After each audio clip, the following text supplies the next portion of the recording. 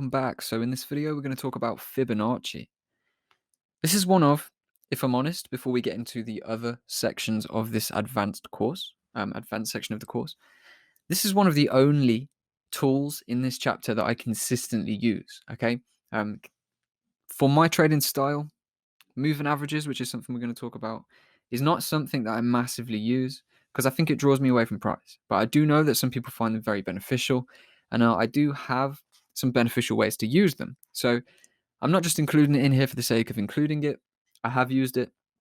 Time on, time off. I will start using moving averages, just depending on how I'm feeling at the time.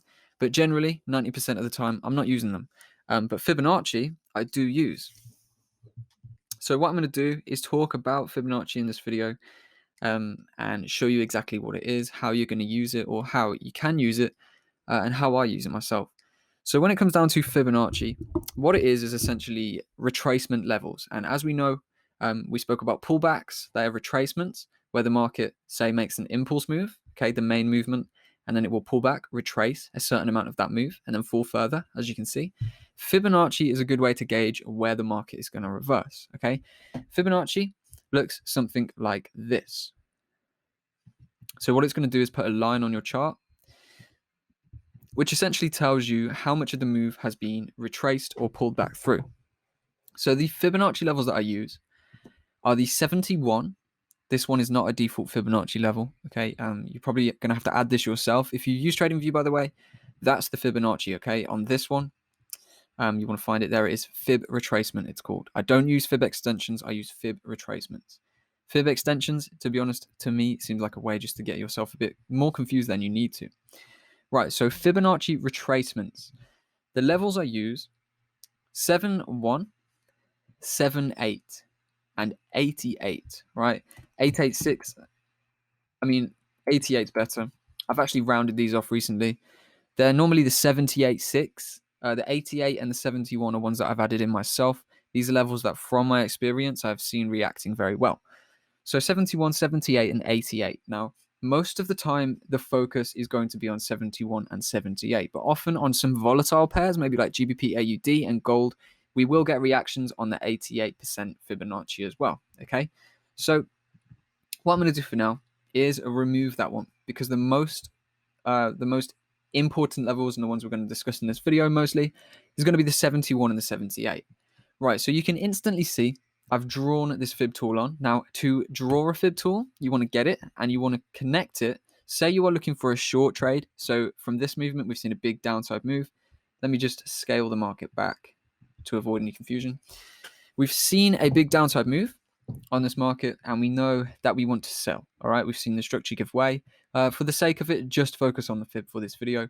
Don't worry too much about all the other confluences. I'm just showing the effectiveness of Fibonacci. So you want to connect it from the high of the move, the swing high, to the swing low. So when a low is in the move, connect the top to the bottom in a downtrend.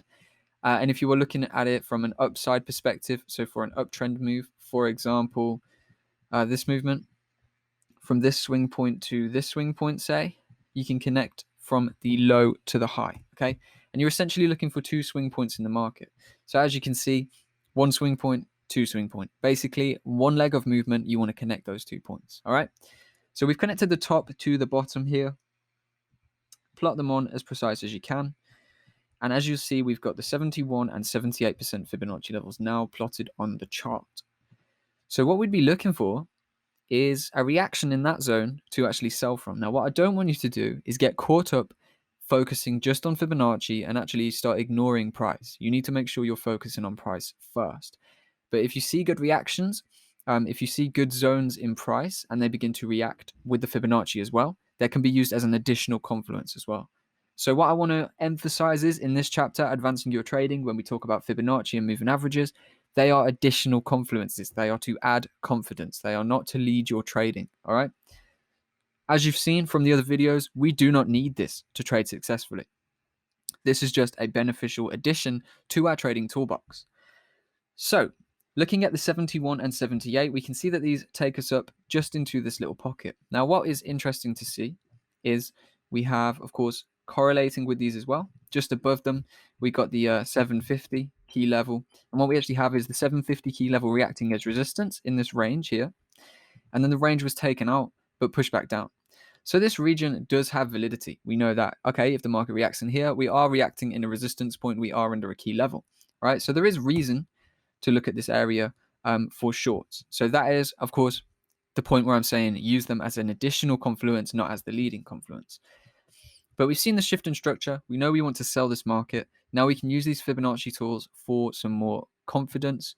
And generally, we would then want to wait until these Fibonacci levels are retested to actually go and put in our sell order.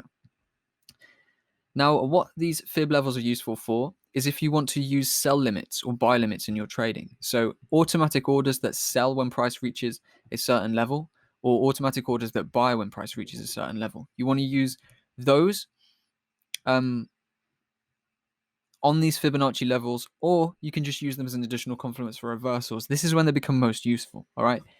Either using them for sell limits, buy limits as a precise level, because if you don't have these fibs, let's say you know you want to sell from this point, it can be a little bit more difficult to find a good level to sell from, to place your sell limit order. If you've got the fibs, you can know, all right, the 71, the 78, these are high probability zones for reversal. So I'm going to actually put my sell limit on the 78 level, stop loss over the high, around 30 or so pips, and then actually I'll target the low again. So something like that, all right? And then if it's tapped, which it often is, it's going to give you a good entry, all right? As you can see, nice and precise, and then the market begins to move down. So Fibonacci can be really useful for finding a home, so to speak, for your sell or buy limit. They can also be really useful for identifying reversal areas. So as you saw, using the 71 and 78, we could have sold from this point and we would have came straight down from there. All right, so you can see that they're very useful levels. Now, notice how the 71 reacted as the resistance for the bodies, but the wicks did make it through to the 78. All right, that's why I probably would suggest normally, if you're using it for sell limits, focus towards the 78, unless it's, of course, the 71 that is correlating with a demand zone, a supply zone, or anything like that. So you can see that that was a really precise reaction, but it's not just a one-off. If we see again the next leg of movement, if we connect that high to that low there, you saw it reacted again on the 71 this time, okay? And chances are it may come back in. If it forms a new low, is it going to form a new low?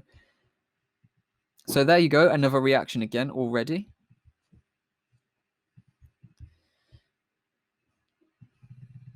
Let's just allow the market to move a little bit. And then there we go again, all right? So keeping that swing high to the new swing low connected, you can see we react into that zone once, twice, right? So it's not a one-off thing. Fibonacci does react very well quite often now. Let's see how it reacts on this movement down as well. Just wait for the swing low to form. Now that's an important thing when you're using the fib. You need to make sure you find a low in the trend, all right? So you can't connect it to, say, this level to this level. You can't really do that because that's not the low. You need to make sure it's connected to the absolute low of the movement for proper accuracy. So I would say if this is the low of the move, this could be a good place to sell at a glance because we do have this buy to sell kind of supply zone area. And this lines up nicely with it just in this little pocket. So we could very well actually look at that potentially as a sell point. Now, obviously, as we see, it pushes lower. That is why you have to make sure you're on the swing low. Now, this looks like it's definitely going to be the swing low because we have shifted the structure. So let's actually see then how the market reacts if it hits that point. Now, honestly, I've got no idea whether it's going to hold or go through, but it'll be good to see either way. All right, it looks like it may actually go through. Yep, so we've gone through this one. All right, so that is another reason, another thing to talk about anyways. They're not always going to work, okay? These are essentially lines that you've drawn on the chart. A little bit of not guesswork, so to speak, but they are not 100% accurate, all right? What you can actually do then, though, is potentially look at it the other way, right? We've seen shift in structure, okay? So maybe now we should be looking for the downside fib. So we'll wait for the swing high to form, okay? We can pretty clearly say the swing high has formed now. If we connect it from the low to the high, see how well the 71 and 78 react with this demand zone here? Now that is the key kind of 71, 78 fib use that you want to actually use. You want to make sure that it's correlating with other valid and very real areas in the market. You don't just want to be using the zones on their own, the fib on their own. If it correlates really well with a zone like this, then it's going to have more strength, more confluence for you. So I'm just going to let the market run.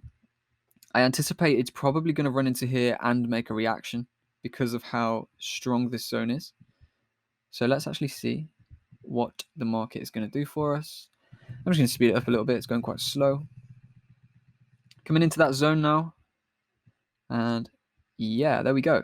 So that is the Fibonacci's used again, the 71, 78. Making sure we've got the swing high connected. Okay, so there you go. That's pretty much the use of Fibonacci that we want to use. And that really is a key example of Fib. You can see that the 71 and 78 Fib levels surround a demand zone very well after a structure shift to the upside from these lower highs to the higher high. All right. So that is pretty much a golden usage of Fib. Now, how high is this level going to go? I do not know. But this is already, using these levels, possible, 3.5%. 2.8%, whatever. Around 3% could have been secured there because obviously you want to use your buy limit or buy on confirmation from the Fib level, stop under the low of the demand zone and under the 78 as well. And bam, happy days. You could have made a nice few percent on a movement up there. So there we go. That is Fibonacci. Nice and simple. Don't need to talk about it too much. Basically, key uses of Fibonacci is going to be to add confidence to a demand zone or a supply zone, or help you to identify the perfect level for your sell limit or buy limit if you are a more higher risk trader who uses these trigger orders rather than waiting for confirmation. So Fibonacci definitely has a place in your trading. Try it out for yourself. Remember to always connect the very swing high to the very swing low. Make sure that they're not off. Make sure you're also using the wicks and not the candle bodies. And then give it a go. See how it works for you. Don't give up on it too fast, but give it a little bit of work. And if it works for you, then it works for you. If it doesn't work for you, we don't need it, as we've proven in the other sections of the course. All right. I don't always use these. It's worth noting that. I use them more than other trading tools. Generally, the only kind of indicator, so to speak, that I ever will use is a Fibonacci. Stick a moving average on every now and then. To be honest, I don't really need them. They don't provide too much value for me, but as mentioned, I know that they do provide value to others. So we will talk about them. We will talk about my use of them in the next video and what I've actually learned to be effective uses of the moving averages. So thanks for watching. I'll see you over in the next video when we talk about moving averages. I do hope that you're all getting on really well now. Hopefully you understood and enjoyed the liquidity video. And hopefully now this is just building your edge in the markets, showing you these new tools as well.